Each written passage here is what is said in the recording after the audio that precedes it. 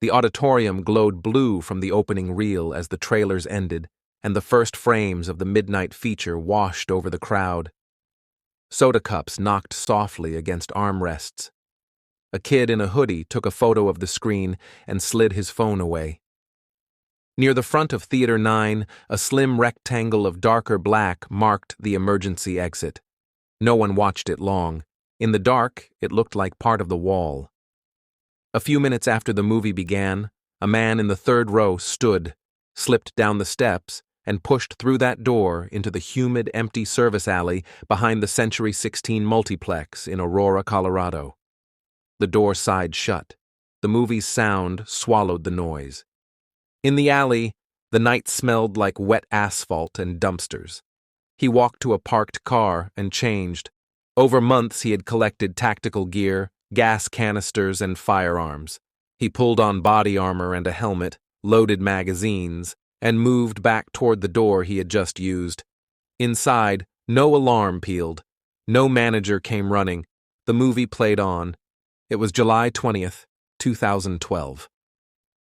The midnight premiere of a Batman film had filled the complex. Families, cosplayers, and night shift workers looking for an escape were stacked shoulder to shoulder. The man pushed the exit door open from the alley, stepped into the lower corner of the auditorium, and let the heavy door seal behind him. The screen lit his silhouette. For a beat, the audience thought it was part of the show. He threw canisters that hissed and bloomed, coughing smoke across the first rows. People looked at one another in disbelief, then began to cover their mouths and turn away. The first shots cracked and popped against the concrete floor, then struck seatbacks and the bodies behind them. Screams replaced dialogue. In a matter of seconds, the room turned into a maze of shadows, smoke, and people trying to crawl under the rows or climb over them. Calls slammed into 911 at 12:38 a.m., then stacked into the queue so fast the dispatch screen filled. Some callers whispered, some shouted, some were cut off by the crush around them. The first officers were on the road within a minute. They sped into a parking lot that was already heaving with people running, falling, and pointing back toward the building. A fire alarm had tripped elsewhere in the complex, and a strobe pulsed against the walls, washing the scene in seizure-bright flashes. Inside, the air in Theater 9 was thick and stinging. The shooter advanced up the right-hand aisle, firing across the rows and into the crowd that had jammed toward the top exit doors. Bullets tore through drywall between Theater 9 and the auditorium next door, where another movie was playing. There, people dropped to the floor as plaster dust rained from the wall. A few audience members in Theater 9 made it to the upper vestibule, found the exit doors, and spilled into the hallway. Officers reached the front of the building and followed the smell of gas and gunpowder through the lobby. Active shooter training said they could not wait. A team split, one group hooking left toward the theater corridor, the other pressing toward the rear of the complex where panicked patrons said a man in armor had gone. In the alley behind Theater 9, under a flickering security light, the suspect stood by his hatchback as if dazed, a rifle near the car and a pistol at his waist. He surrendered without a shot. Orange-dyed hair made his face impossible to miss, even in the alley's half-light. The officers disarmed him and radioed that the shooter was in custody. The gunfire inside had already done its work. The hallway outside Theater 9 became a triage point in seconds because there was nowhere else. Victims staggered out with wounds to limbs and torsos. Others were carried. Officers dragged people by their belts and ankles.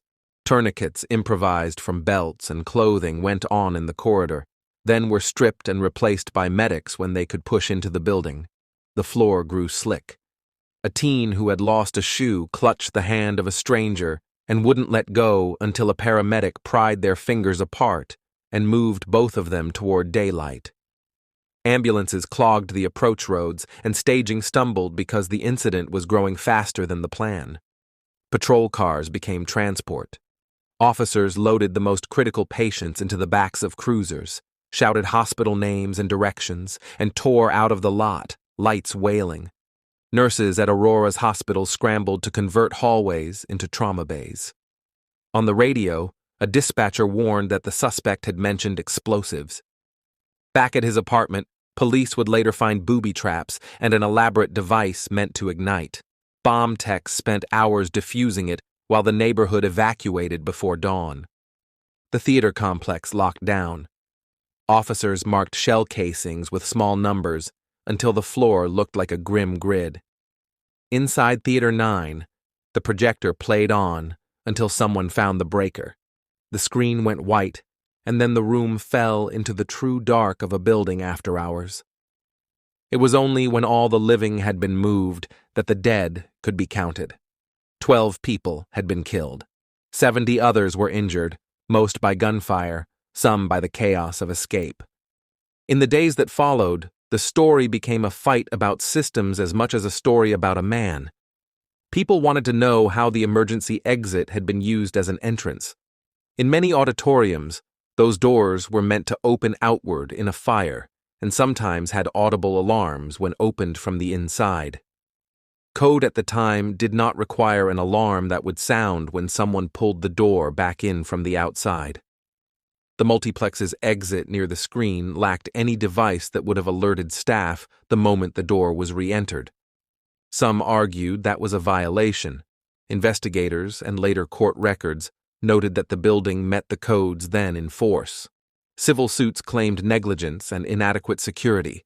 No bag checks, no metal detectors, and, on that night, no off-duty police officer stationed inside. A jury eventually found the theater chain not liable.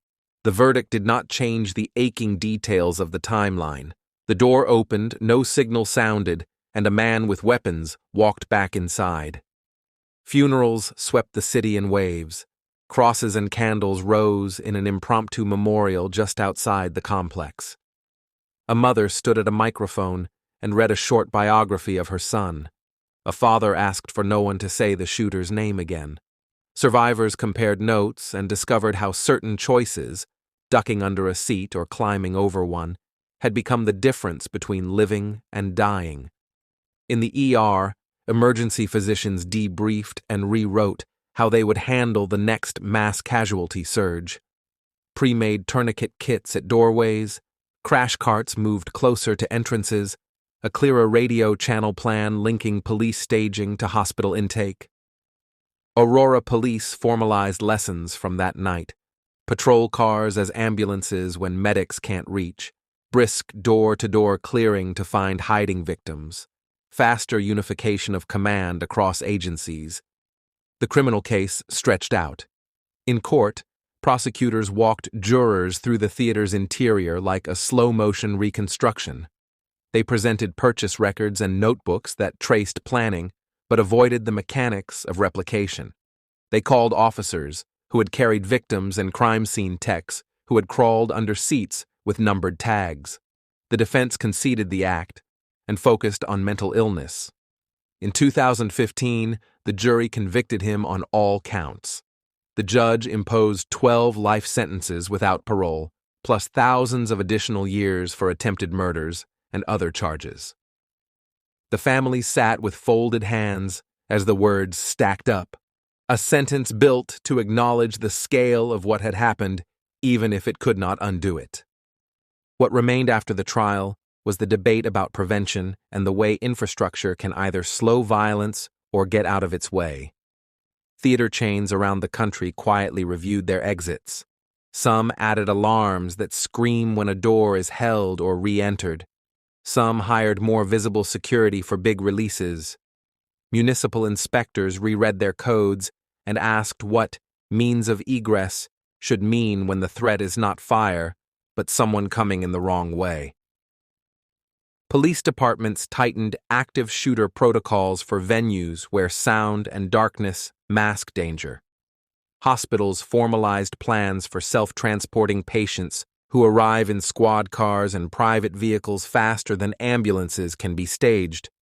Years on, the Century 16 site was renovated and renamed, and the memorial settled into a ring of trees and 12 sculpted lines of stone that catch sunrise. The families of the dead still mark birthdays and anniversaries, sometimes at the memorial, sometimes at home. Survivors described the theater's smell when the canisters burst, and the moment they understood that no one was coming to turn on the lights and announce the prank was over.